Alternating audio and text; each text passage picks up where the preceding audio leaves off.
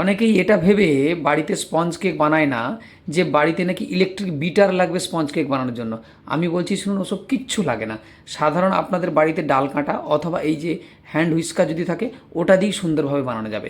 যেভাবে বানাচ্ছি শুধু দেখুন কীভাবে হচ্ছে। আমি কিন্তু ওইভাবেই বানিয়েছি। দুটো ডিম ফেটিয়ে নিয়ে তার কুসুমটা আলাদা করে সাদা অংশটাকে ঠিক এইভাবে যেমন করে অনেকটা ঘোল তোলে ঠিক ওইভাবে ঘোরাবেন। একটু নুন দেবেন।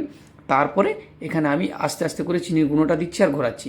ঘোরাতে ঘোরাতে ঘোরাতে ঘোরাতে যখন পরিমাণ মতো চিনিও দেওয়া হবে, বারে বারে এটাকে অনেকগুলো ভাগে আমি দিয়ে করেছি 2-3 বারে। তারপর দেখুন একদম ফ্লাফি হয়ে নরম হয়ে গেছে। এখানে আমি 2 চামচ মতো তেল দিয়েছি। এবার ওই ময়দার ভোঁদরা গন্ধ কাটানোর জন্য কিছুটা ভ্যানিলা এসেন্স দেবেন, ওই ছোটো চামচের 1 চামচ মতো দিয়ে এটাকে ভালো করে ওর মধ্যে মিশিয়ে নেবেন। মেশানো হয়ে গেলে কুসুমটাকেও ঠিক একটু ভালো করে ফেটিয়ে নেবেন।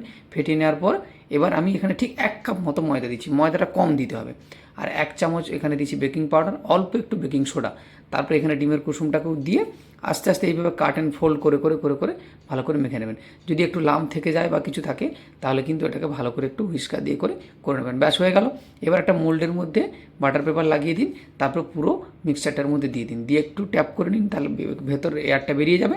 এবার আগে থেকে হিট করে রাখা কড়াইয়ের মধ্যে বসিয়ে ঠিক 20 থেকে 25 মিনিট হিট দেবেন। ব্যাস সুন্দরভাবে তৈরি হয়ে গেল। তৈরি হয়ে গেলে এবার বের করে ডিমোল্ড করে নিন। এবার দেখুন কতটা ফ্লাফি এবং স্পঞ্জি হয়েছে। অসাধারণ খেতে এবং খুব নরম হয়েছে, দারুণ খেতে।